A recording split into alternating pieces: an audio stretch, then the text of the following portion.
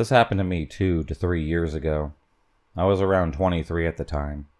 I'm a female and live in Romania. One night I was coming home from class.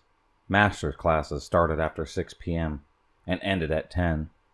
At around 11, I had to take the subway for about 12 stops.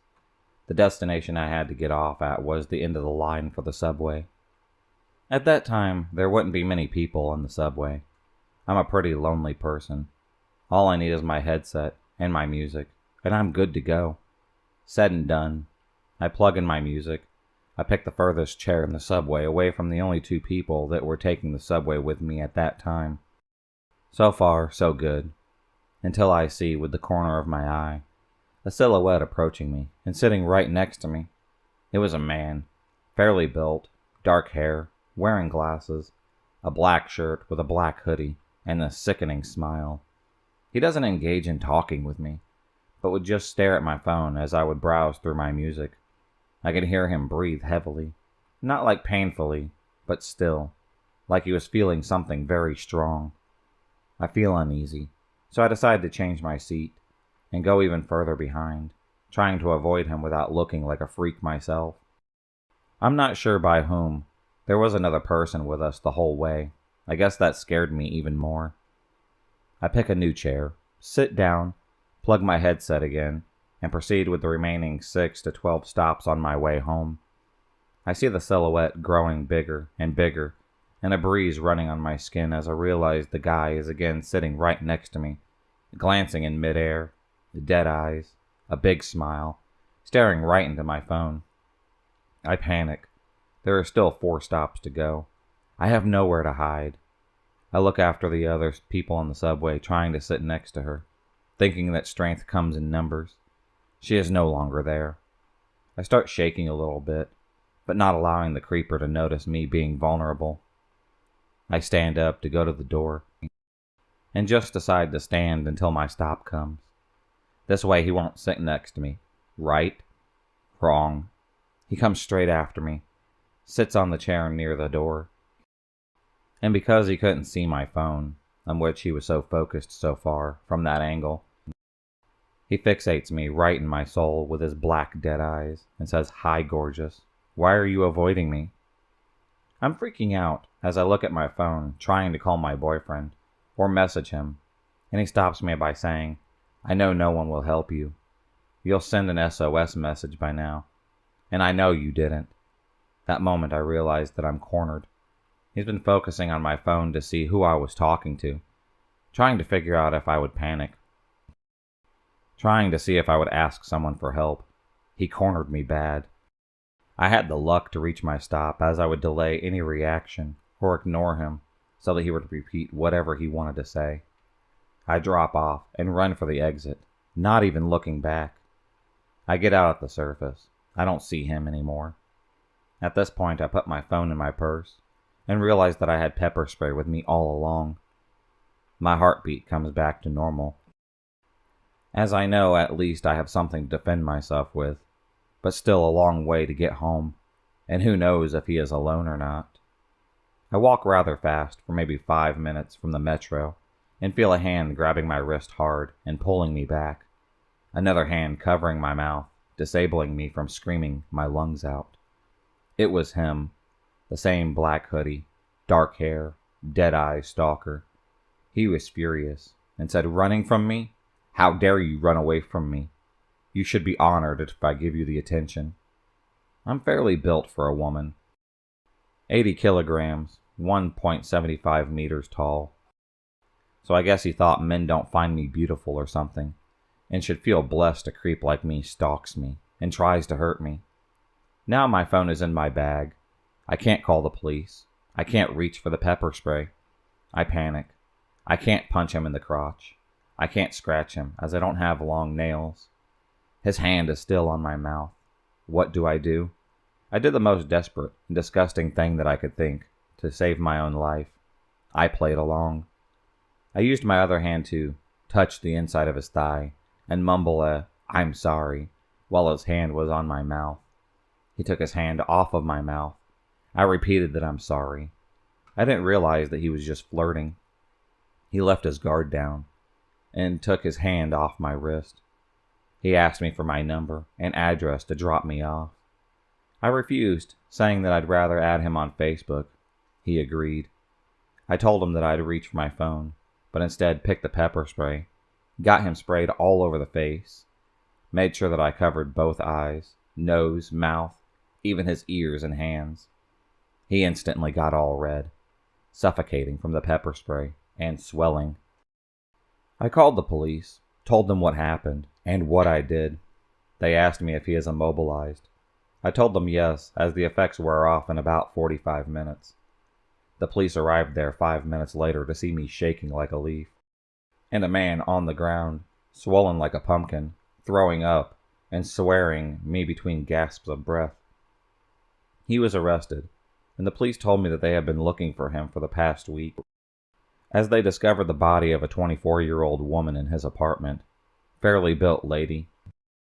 She was close to my height and build. Red hair. I have red hair as well. The woman was his girlfriend, and ever since, he's never gotten back to the apartment. I do not know what he wanted to do with me. I can understand why he targeted me due to the similarities, but stranger in the subway stalking women at midnight, trying to befriend them, or even worse, murder them. I hope to God that you and I never meet up again. The following is a very true experience. I've never actually wrote this down before, and I don't know if anyone has ever experienced this too. This happened between 1989 and 1990, and I was about the age of 4 years old. To this day, I still get chills thinking about it, and I wonder if in some way unknown it has changed me. My parents had a house in the inland empire of Southern California, and at the time, my brother hadn't been born yet, so I was still the only child. To give you a layout, my parents' house has a 2-story house located on a cul-de-sac. On the bottom floor, there were 2 bedrooms, a bathroom, the living room, and the kitchen. The second floor was just the master bedroom and bath, and all you could see from the street was the garage and one of the bedroom windows on the bottom floor, and the window of my mom's bathroom on the second floor. To get to the front door, you had to walk along the cement pathway that ran alongside the house. You had to pass the first bedroom that you can see from the street, then you passed the bathroom window, and then another bedroom window, and then you would be at the front door. The backyard was beyond that point. My bedroom at the time was the bedroom next to the front door. Now, for some reason, my blinds weren't completely down to the bottom of the window. There was about a 6-inch gap with nothing covering it. I was pretty young, so I didn't really care much about it then.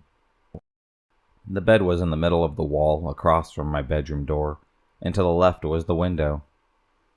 According to my mom, this all happened right before midnight.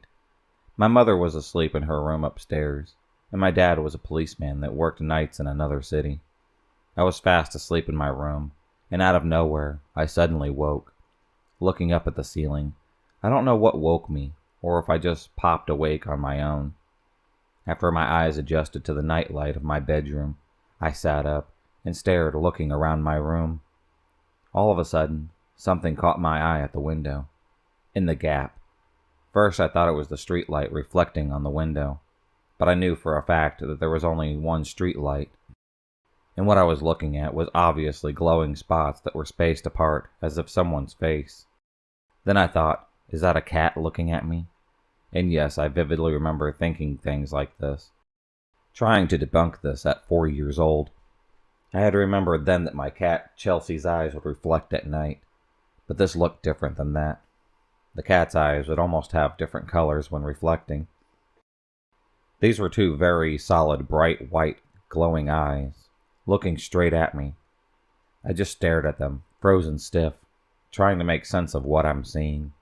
I couldn't see a face at all. The eyes were just so bright, nothing else stood out. That void, or face around the eyes, looked blacker than the night. I thought again, well, if this is a cat, how would a cat be big like a person? And why would a cat stand up to stare in my bedroom? The curiosity got me, and I went for it. I flipped the covers off, turned my little 4-year-old body towards the window, put my feet on the floor. This is the moment that the creepiest thing has happened, and it will forever be burned into my brain. I got off the bed, got on my knees to get a closer look at what this so-called cat was, when at that very moment, this faceless pair of glowing white eyes began to slowly and steadily tilt to the side, very similar to Michael Myers in Halloween. Eyes still locked on me, not blinking once. The feeling of dread and fear shot through my body, completely terrified. I burst into tears immediately, booked it down the hallway, through the living room, and up the stairs to go tell my mom.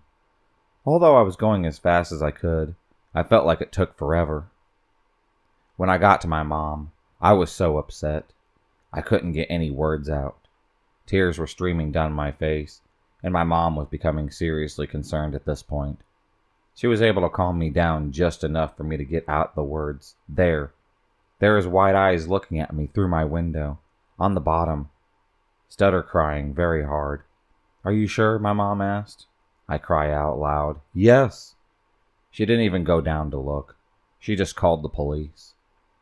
I don't remember the time that it took for them to arrive, or what they said, because I finally fell asleep in my mom's bed. I do remember faintly waking up to a knock on the door, and my mom going to open it. The cop speaks to her, and I hear her say, Okay, thank you, good night. She shuts the door. Did they finally find it, Mommy? I asked, half asleep. No, honey. He said that they couldn't find anyone. My mom had told me this softly. It's okay now. Just try to go back to sleep. It's safe to say that next day, my whole window was covered. Years fast forward. I'm in middle school now. Every now and then I would think about that night. Sometimes I wondered if that moment was real, if those eyes were really there, those unforgettable white eyes. One day a random thought came up. I asked my mom if she remembered that night. She tells me yes, of course. Why? I don't know. Just wondering, I guess, I had said to her. Then my mom proceeds to say, Well, I never told you this, but when the deputy came out that night, he told me that they made it a priority to get out of our house as soon as they could, because not very long before I called 911, they received another call from someone else reporting that someone was looking in their window in our same neighborhood. Hearing that sent chills down my spine, and to this day I wonder who or what was looking at me that night. I'm a water treatment plant operator. I've been doing this for about a decade. I've been the night shift guy my whole career. The nights are normally quiet and can be boring if everything is going to plan. My plant has a few different builds. The oldest is 60 or so years old. The main building that I spend the majority of my shift in is only roughly 20 years old. For more backstory of the area, this used to be a booming, energized area. This area was littered with railroad tracks, drifters coming and going on the trains of yesterday year. Our farms and factories were very bountiful back then. Now that you all understand that, you must also understand that with success in an area, there is also a darkness.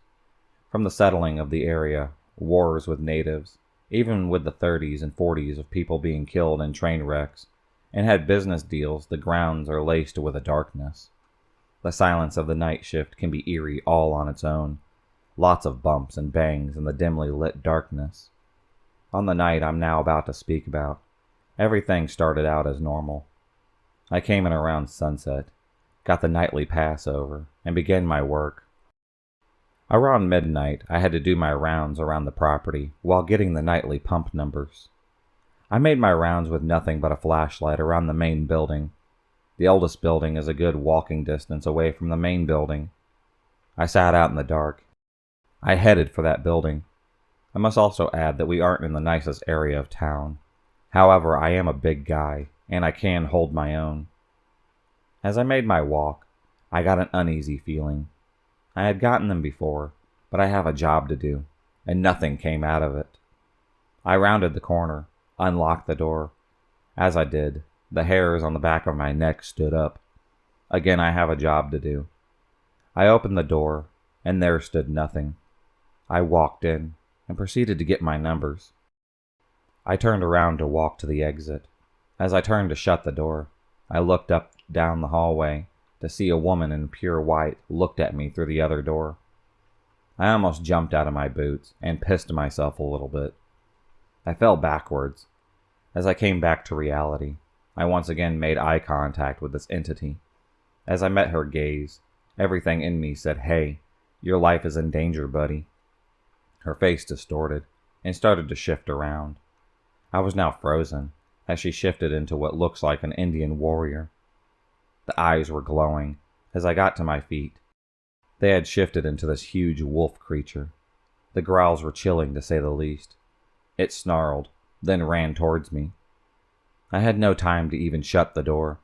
I ran as fast as I could, screaming bloody murder. I felt it trying to bite my backside. I got a hold of my pant legs, tore it in shreds. I stumbled and rolled, but somehow managed to come up to my feet. I darted into the main building, and as I shut the door, I felt a hard thud on the other side. I locked the door and cowered down inside.